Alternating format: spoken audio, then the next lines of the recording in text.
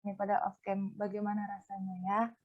Oke ya, lanjut kita bahas tentang otot. Kemarin kita udah bahas tentang tulang sama persendian, sendi.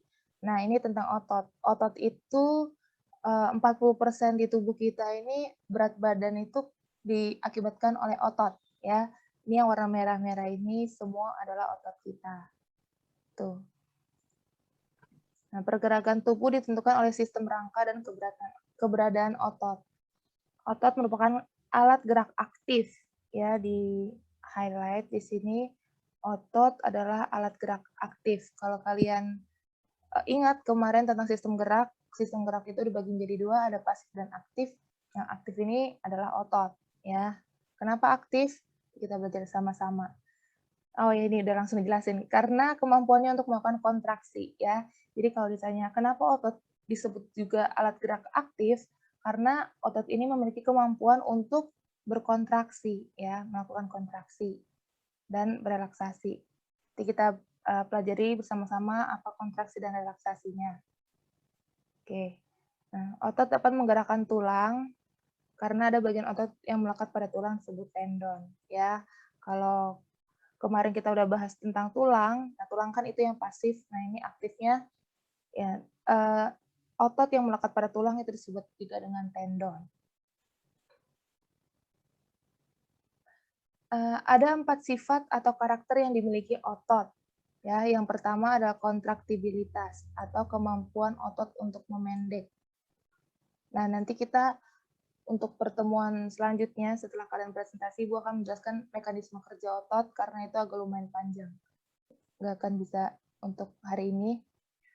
Nah, kemudian ada ekstensibilitas otot memanjang. Jadi ini berpengaruh ketika si otot ini melakukan kontraksi maupun relaksasi ya. Jadi ada otot memanjang dan otot memendek.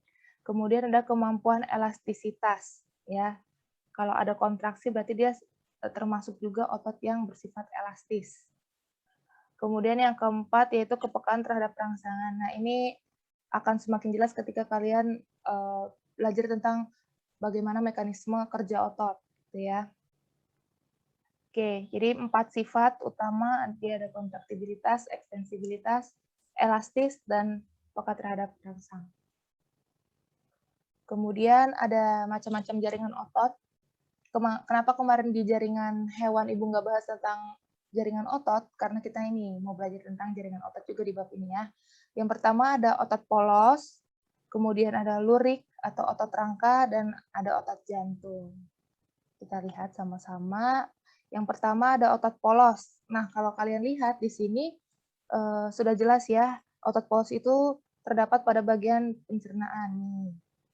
Nah, kemudian dia bersifat tidak sadar, ya, atau disebut juga tanpa perintah dari otak gitu. Jadi dia nggak sadar.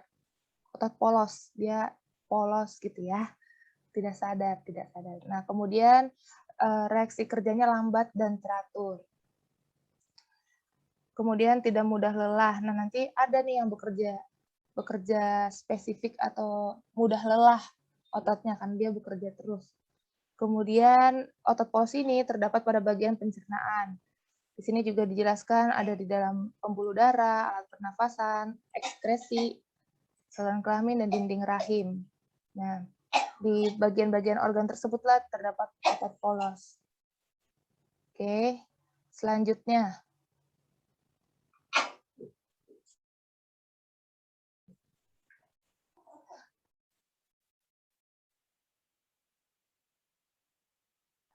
Kemudian selanjutnya ada otot rangka atau lurik.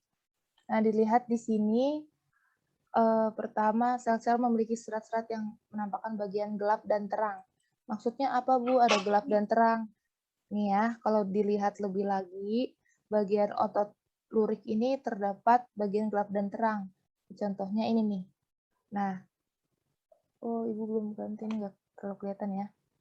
Gelap dan terang itu, apa yang dimaksud gelap dan terang, kalau nanti kita lihat nih, gelap dan terang itu kan tadi ini apa, otot rangka ya, otot rangka kalau ditarik lebih lagi ada berkas serabut otot, kemudian ditarik lagi ada serabut otot tunggal, jadi dari kumpulan serabut otot satu-satu nih, satu-satu panjang. Yang pertama di sini ada serabut otot tunggal, Kemudian ada yang disebut juga myofibril. Jadi kumpulan dari myofibril disebut selaput otot tunggal. Di myofibril ini kalau ditarik lebih lagi, nah ini tuh ada gelap dan terang atau miosin dan aktin. Miosin aktin itu nanti bagaimana cara kerja mereka kita lihat ya. Dilihat dulu di sini ada gelap dan terang. Gelap terang itu miosin aktin. Nah, bagian per ininya, per garis ini disebut sakromer. Per apa ya ini? Satu gini, ini sebutnya sakromer. Kita gelap dan terang pada otot. Dilihat miosin itu dia lebih tebal daripada aktin. Ya. Miosin aktin. Miosin lebih tebal daripada aktin. Nanti kita belajar tentang miosin aktin itu ketika mekanisme kerja otot. Jadi yang perlu kalian tahu tentang strukturnya dulu, di otot rangka terdapat myofibril, kemudian ada sarkomer. Kalau misalnya yang ini ditarik lebih lagi, itu bentukannya seperti ini gitu ya. Di sini ada miosin dan aktin. Miosin itu yang tebal, yang ini, aktin itu yang ini, yang biru gitu. Nah, nanti cara kerja miosin aktin itu ketika kita belajar bagaimana otot itu berkontraksi. Ya, lanjut dulu. Nah, kemudian bekerja secara sadar. Kalau tadi di polos dia tidak sadar, nah kalau yang otot rangka dia bekerja secara sadar. Kemudian reaksi kerjanya cepat dan tidak teratur, ya. Berbanding terbalik ya dengan yang polos. Kemudian dia mudah lelah, karena inilah yang kita pakai ketika misalnya kita berolahraga atau beraktivitas, ya kebanyakan. Nah itu yang dipakai kan adalah otot rangka. Kemudian dia memiliki banyak inti yang terletak di bagian tengah sel. Ini dia inti sel ya, nukleus. Kalian harus ingat tuh ya bab 1 tentang sel. Kemudian ini terdapat pada bagian rangka tubuh, kaki, lengan, leher, dada, ya ini semuanya ada bagian tubuh kita. Oke, kemudian otot jantung. Dari namanya berarti otot ini ada di organ jantung, ya. Otot jantung ini memiliki serat-serat seperti otot lurik atau otot rangka, namun serat lurik otot jantung lebih sedikit dibandingkan. Memiliki serat-serat seperti otot lurik, ya kalau otot jantung. Kemudian bekerja secara tidak sadar, reaksi kerjanya lambat dan teratur, memiliki daya tahan kerja yang lama, tidak mudah lelah, dan bekerja seumur hidup. Ya jelas ya, karena ini dialah yang mengaktifkan detak jantung kita ya. Ini gimana jaringan jantung, kemudian itu dia karena ada dorongan dari otot jantung itu, makanya bisa ada detak jantung kita gitu ya. Kemudian otot jantung nih di highlight. Otot jantung memiliki keistimewaan dibandingkan otot yang lain. Kenapa?